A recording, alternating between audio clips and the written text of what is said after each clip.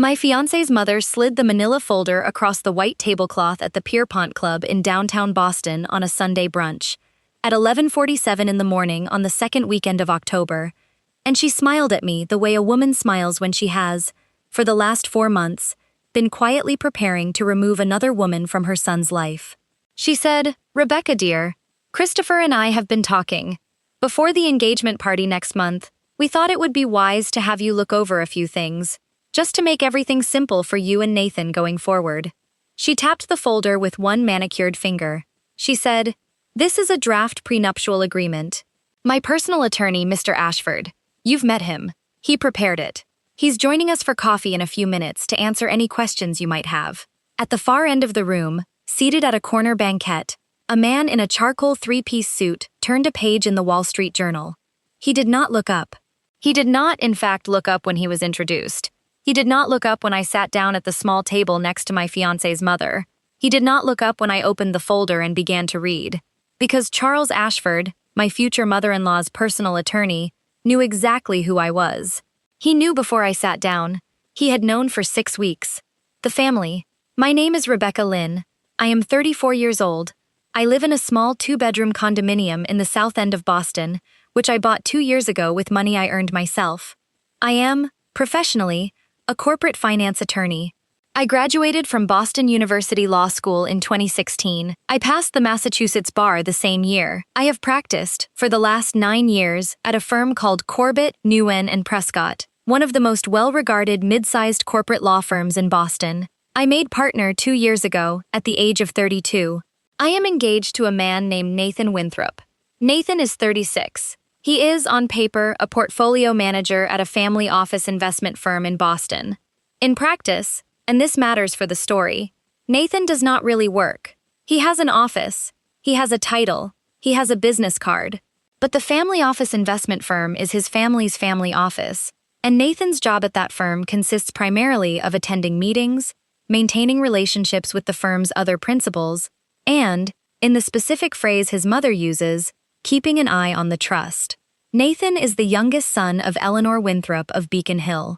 I want to explain what that means, because in Boston, the phrase Eleanor Winthrop of Beacon Hill carries approximately the same social weight as a peerage. The Winthrops arrived in Massachusetts in 1630, aboard the Arbella, with the original Massachusetts Bay Colony expedition. They have been, without significant interruption, one of the most powerful families in New England for 395 years. Eleanor Winthrop, 68 years old, is the current matriarch. She sits on the board of the Museum of Fine Arts, the New England Conservatory, and the Massachusetts Historical Society. She hosts the Winthrop Christmas dinner at the family house on Lewisburg Square. She was, before her marriage, a Cabot. Nathan is her youngest of 3 sons. I met Nathan at a fundraiser for the Boston Public Library Foundation in the spring of last year. He was there because his mother had bought a table. I was there because my firm had bought a table. We were seated 3 chairs apart. He introduced himself during the salad course. He asked me what I did. I told him. He said, "Really? What kind of corporate work?" I told him. He listened for approximately 11 minutes without interrupting. That was the first thing that impressed me about Nathan Winthrop. He listened. We started dating 6 weeks later. He proposed 9 months after that, on a Friday evening in June of this year, at a small restaurant on Hanover Street. I said yes. I want to be careful here about what I say about Nathan, because I loved him. I want that in the record. I loved him because he was, in every way that his family was not, curious about me. He asked me about my work. He asked me about my parents. He asked me, early in our relationship, in a way that made me trust him, about the specific reasons I had gone to law school. He was warm. He was intelligent. He was not, and had never been, the person creating the problems in his family. The person creating the problems in his family was, and is, his mother. I met Eleanor Winthrop for the first time in September of last year, at a dinner at the family house on Lewisburg Square. Nathan had been dating me for 3 months.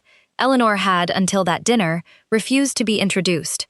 She had told Nathan, and Nathan had, with what I now understand was significant hesitation, passed along to me, that she preferred to wait until things were serious, before meeting anyone he was seeing. The dinner was, I want to describe this carefully, the dinner was polite. Eleanor kissed the air near my cheek. She said, "Rebecca, dear, how wonderful to finally meet you. Nathan tells us you're an attorney. That must be fascinating." I said, "It has its moments." Or, she said, "And what firm are you with?" I said, "Corbett, Wynne and Prescott." Eleanor said, Corbett, is that a small firm, dear?" I said, "It's mid-sized, Mrs. Winthrop. About 140 attorneys. We do corporate finance and securities work primarily." Eleanor said, "How lovely." She turned away. She did not, for the rest of the evening, ask me another question. She did not introduce me to her other guests. She did not sit next to me at dinner. She sat me at the opposite end of the table from herself, next to a very deaf uncle who spent 40 minutes explaining to me the history of the Winthrop family boat. I let it happen. Nathan, on the drive home, apologized. He said his mother was old school. He said she warmed up slowly. He said she was protective of the family. He said she would come around. I told him I understood. I want to be honest. I did understand. My parents are immigrants from Taiwan. My father owns a small dry cleaning business in Malden. My mother is a bookkeeper for a small accounting firm in Medford. I grew up in a rented apartment above the dry cleaner. I went to Boston Latin School on the strength of my father's belief that public school was a waste of the American dream. I went to Wellesley on scholarship. I went to BU Law on scholarship and a small loan from an uncle in Taipei. I did not and do not have a trust fund. I understood exactly what Eleanor Winthrop saw when she looked at me across her Louisburg Square dining table. She saw a young Asian woman who was not from her world, who had not been raised by her people, and who had, in her eyes, no business marrying her son. I understood, and I made a decision, that night, that I did not tell Nathan about. I decided that if Eleanor Winthrop wanted to know who I really was, she was going to have to ask. I was not going to volunteer. The brunch.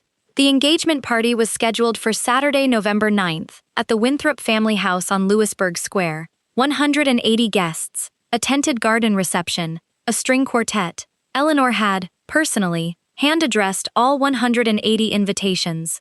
She had not, however, sent an invitation to my parents. I discovered this on Wednesday, October 8th, when my mother called me and asked, in a voice that was trying very hard to sound casual, whether Nathan's family had a special way they sent out invitations. Because ours had not yet arrived and the party was only a month away. I called Nathan.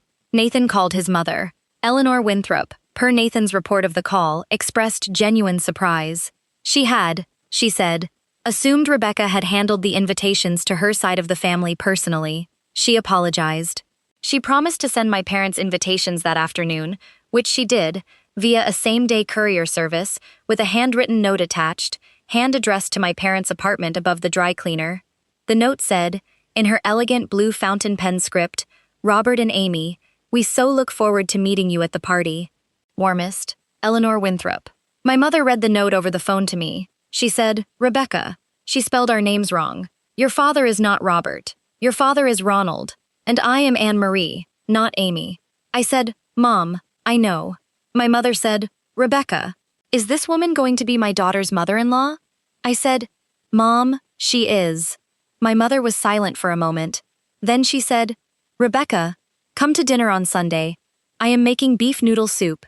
Come, we will talk." I did not go to dinner that Sunday. I went to brunch instead. Eleanor Winthrop had called me on Thursday, October 9th, and had invited me, very sweetly, to a quiet Sunday brunch, just the two of us, at the Pierpont Club, which is a private club on Beacon Street, of which the Winthrop family has been members for 6 generations. Eleanor said she wanted to spend some time getting to know me properly before the engagement party. I accepted. I arrived at the Pierpont Club at 11:30 a.m. on Sunday, October 12th.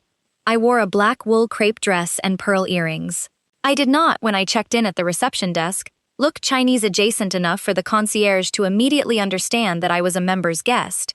I was asked, twice, whether I had a reservation before I was allowed past the reception desk. I did not mention this to Eleanor when I sat down at her table. Eleanor was seated at a small table by the window overlooking the public garden. She stood up. She kissed the air near my cheek. She said, "Rebecca, dear, so glad you could make it. Please, sit." I sat. She said, "Would you like a mimosa?" I said, "Just coffee, thank you." She said, "Coffee then. I've already ordered the eggs Benedict. I hope that's all right." I said, "Of course." We made small talk for approximately 11 minutes. Eleanor asked me about my parents in a way that revealed she had, since the invitation incident, done some homework. She knew my father's name was Ronald. She knew my mother's name was Anne Marie. She knew, and mentioned casually, that my father's dry cleaning business had been in operation since 1994. She did not know, because Nathan did not know, because I had never told him, that my father had, in 2003, quietly bought the small strip mall in which his dry cleaning business was located, and that he had, over the last 22 years, quietly acquired 7 additional small commercial properties in Malden, Medford, and Everett. My father's real estate holdings are not vast. They are, at present, worth approximately $11 million. I did not correct Eleanor's assumptions about my parents' means. The eggs Benedict arrived. Eleanor took a small bite. She set down her fork. She said, "Rebecca, I want to talk to you about something, and I want to do it before Charles arrives." She reached into a small leather portfolio next to her chair. She removed a manila folder. She slid it across the white tablecloth. She said, "Rebecca, dear, Christopher and I have been talking. Before the engagement party next month, we thought it would be wise to have you look over a few things. Just to make everything simple for you and Nathan going forward." I said, "Christopher?" Eleanor said, "My husband." I said, "Mrs. Winthrop, your husband's name is Nathaniel." Eleanor said, Yes, Nathaniel. I misspoke. I said, "That's all right." I opened the folder. Inside was a 58-page prenuptial agreement, printed on legal-size paper, bound with a clip. The document was drafted on the letterhead of Ashford, Palmer, and Van Buren, a boutique estate planning firm on Federal Street, which I recognized instantly, because it is one of the most powerful and expensive family wealth firms in New England. I turned to page 1. I read for approximately 8 seconds. I turned to page 11, the section labeled Marital Property Definitions. I read for approximately 15 seconds. I turned to page 29, the section labeled Waiver of Spousal Rights. I read for approximately 20 seconds. I turned to the last page. The document proposed that in the event of a divorce from Nathan Winthrop, I would receive no equitable distribution of any Winthrop family property, no alimony, no interest in any Winthrop family trust, and no interest in the Winthrop family real estate holdings. It proposed that any property acquired during the marriage in either party's name would be considered separate property. It proposed, most extraordinarily, that I waive any statutory right of election under Massachusetts law that would allow a surviving spouse to claim a portion of the deceased spouse's estate. It was, in short, a document that reduced my legal status, upon marriage, to slightly less than that of a paid houseguest. I closed the folder. I looked at Eleanor Winthrop across the small table. I said, "Mrs. Winthrop, when did Nathan see this document?" Eleanor said, "Rebecca, dear, Nathan doesn't need to see it. This is between the family and, well, between the family. Charles will explain." I said, "Mrs. Winthrop, is Nathan aware that we are having this meeting?" Eleanor said, "Nathan is aware that we are having brunch, dear." I said, "Mrs. Winthrop, is Nathan aware that this document exists?" Eleanor smiled. She said, "Rebecca, let's wait for Charles. He can explain the legal side. I'm sure you have questions, and I'd hate to answer them incorrectly." At that exact moment, at the far end of the room, a man in a charcoal 3-piece suit set down his Wall Street Journal, stood up from his corner banquette, and walked across the dining room toward our table. Charles Ashford. Ashford, Palmer, and Van Buren. He was in his late 60s. Silver hair, wire-rimmed glasses. He walked with the specific, measured pace of a man who had, for 40 years, been paid $3,000 an hour to walk across dining rooms in Boston. Eleanor stood up to greet him. She said, "Charles, thank you for joining us. This is Rebecca Lynn, Nathan's fiancé. Rebecca, this is Charles Ashford, my personal attorney." I stood up. I extended my hand. Charles Ashford did not extend his. He did not, in fact, look at me. He looked at Eleanor. He looked at the folder on the table between us. He looked at the small notepad in his own left hand. He said, "Eleanor, may I have a word with you privately before we proceed?" The members' library Eleanor Winthrop looked, in that moment, like a woman who had just been asked a question she did not know the answer to. She said, "Charles, is there something wrong?" Charles Ashford said, "Eleanor, privately, please." Eleanor looked at me. She said, "Rebecca, dear, Please excuse us for just a moment. Charles and I will just step into the members' library. We'll be right back. I said, of course. Eleanor and Charles Ashford walked across the dining room and disappeared through a set of dark wooden doors marked members only. I sat at the brunch table with the manila folder in front of me. I did not open the folder again. I picked up my coffee. I took a small sip. I looked out the window at the public garden. I want to explain what was happening in the members' library at that exact moment, because I did not, at the time, know it. But I know now. Charles Ashford had, 6 weeks earlier, in late August, received a phone call from Eleanor Winthrop asking him to draft a prenuptial agreement for Nathan Winthrop and Rebecca Lynn. He had accepted the assignment. He had, per standard practice at his firm, conducted a routine background review of the intended spouse, Rebecca Lynn, to identify any potential conflicts of interest, any prior litigation, any professional connections. The background review had produced, within 48 hours, 3 pieces of information that Charles Ashford had not shared with his client Eleanor Winthrop. The first piece of information was that Rebecca Lynn was a corporate partner at Corbett, Wynn and Prescott. The second piece of information was that Corbett, Wynn and Prescott had, in 2019, represented Ashford, Palmer, and Van Buren in a complex professional malpractice defense matter. Rebecca Lynn, as a fourth-year associate at the time, had been on the defense team. She had, by all accounts, been one of the 2 most valuable young lawyers on that case. Charles Ashford had, personally, written her a note at the conclusion of the matter thanking her for her work. The third piece of information was that Rebecca Lynn had, in 2022, been retained by the Winthrop family office, the same family office where Nathan Winthrop nominally worked, on an unrelated corporate finance matter. She had performed the work with such precision that the Winthrop family office had, quietly, kept her firm on a retainer. The Winthrop family office's general counsel was, and had been for 18 years, Charles Ashford's own partner at Ashford, Palmer and Van Buren. In other words, Rebecca Lynn was not, as Eleanor Winthrop had assumed, a stranger to the Boston legal community, or a stranger to the Winthrop family's business affairs, or a stranger to Charles Ashford personally. Rebecca Lynn was, in the specific sense that matters to a boutique estate planning attorney, known. Charles Ashford had, in accepting Eleanor Winthrop's assignment 6 weeks earlier, made a strategic decision. He had decided that he could not, ethically, decline the assignment, because doing so would have revealed to Eleanor Winthrop the professional relationship and would have exposed his firm to potential conflict of interest complaints. But he had also decided that he could not ethically meet Rebecca Lynn at brunch and present the prenuptial agreement without first disclosing to Eleanor Winthrop what he now knew. He had, apparently, hoped Eleanor would call off the brunch before it happened. She had not. So Charles Ashford had, at 11:53 a.m. on Sunday, October 12th, stood up from his corner banquette, walked to Eleanor Winthrop's table, and asked her to step into the members' library so that he could tell her, before he sat down at that brunch, who she had, in fact, invited to that brunch. They were in the members' library for 22 minutes. I sat at the table with my coffee. I ate 2 bites of the Eggs Benedict. I looked at my phone. I checked my email. I did not, throughout the entire 22 minutes, feel anxious. I felt, and I want to be honest about this, I felt curious. I wanted to know what Eleanor was going to look like when she came back to the table. At 12:18 p.m., the doors of the members' library opened. Eleanor Winthrop walked out first.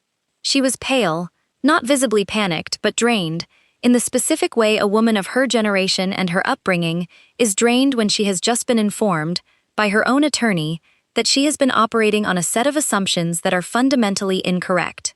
Charles Ashford followed. He was carrying his leather portfolio. He did not sit down at the brunch table. Eleanor sat down. Charles Ashford turned to me. He said, "Miss Lynn, please forgive the delay. I want to introduce myself properly. I am Charles Ashford of Ashford, Palmer and Van Buren. I believe we have not been in a room together in approximately 6 years, but I want you to know that I remember you well from the Blackstone matter in 2019. I wrote you a thank you note at the conclusion of that engagement, which I hope you received." I said, "Mr. Ashford, I received it. Thank you. I have it in my professional file." Charles Ashford nodded once. He said, "Ms. Lynn, I owe you an apology.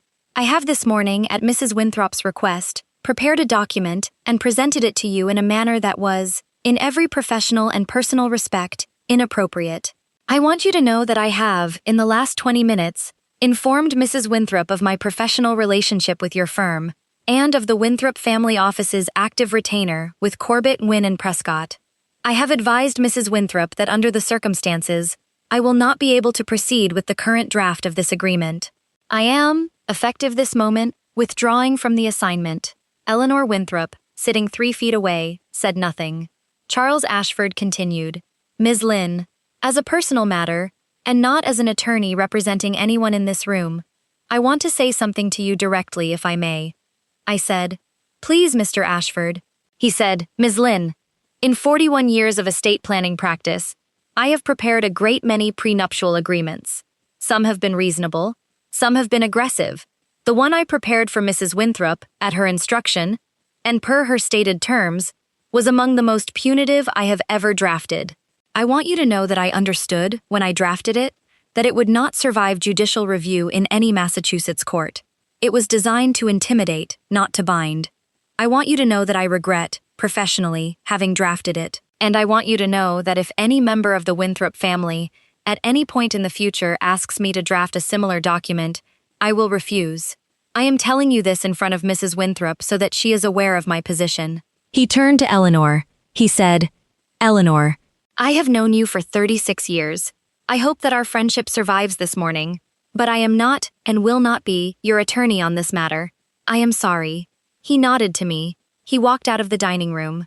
Eleanor Winthrop and I sat across the small table from each other. For approximately 11 seconds, neither of us spoke. Then Eleanor Winthrop said, in a very small voice, Rebecca, I did not know. I said, Mrs. Winthrop, I know you did not. She said, I would like to apologize.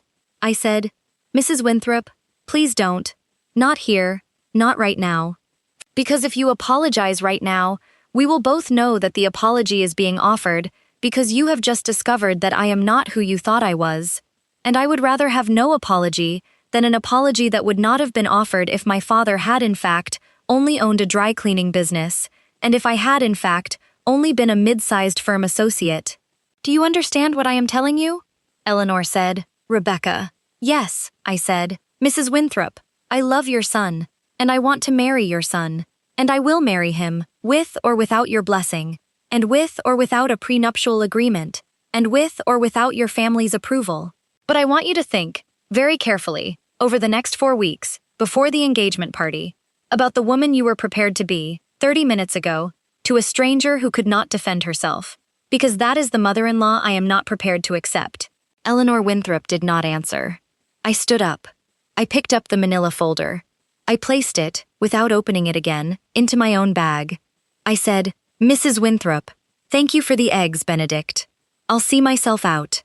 I walked out of the Pierpont Club at 12:31 p.m. The engagement party. And after I called Nathan from a coffee shop on Charles Street at 12:47 p.m., I told him what had happened. I told him everything. The folder, Charles Ashford, the members' library, the 22 minutes, the apology I had refused to accept. Nathan was silent for approximately 11 seconds.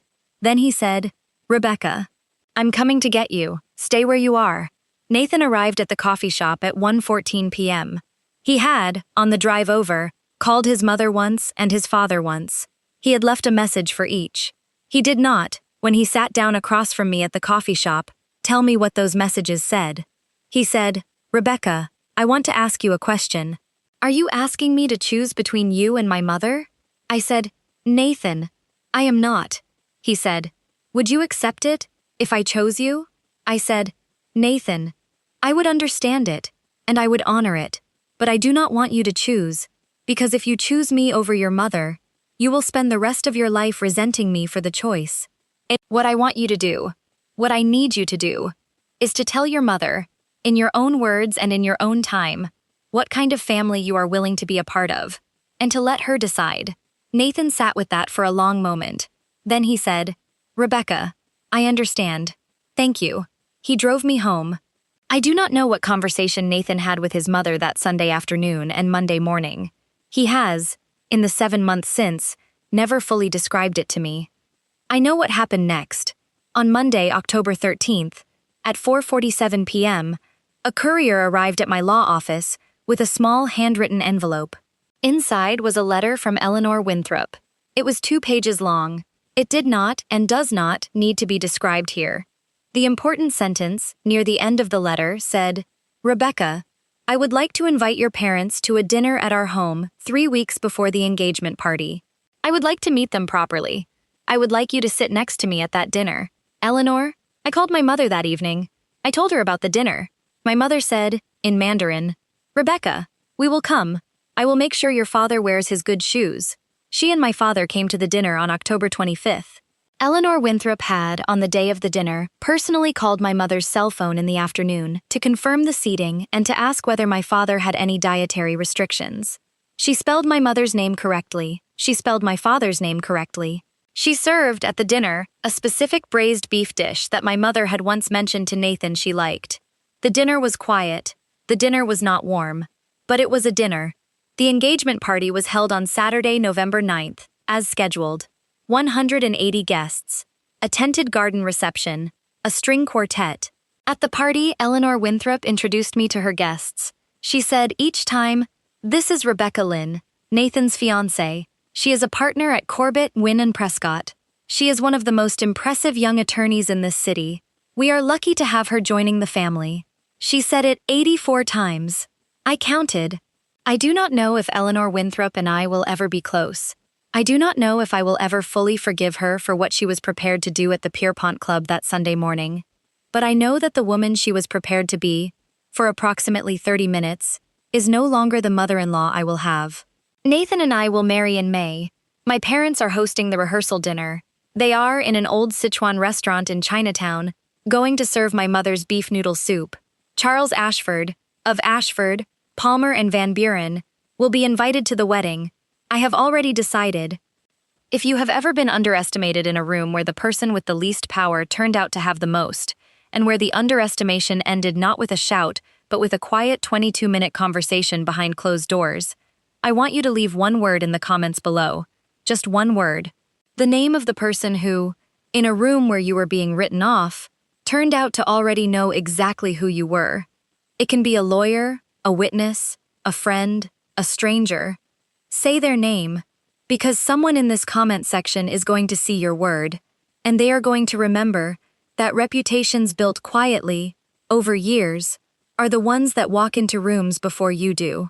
And if this story reminded you that class is not what a woman is born with, but what she becomes, subscribe, because next week I am telling you about an ex-husband who brought his new wife to our son's funeral.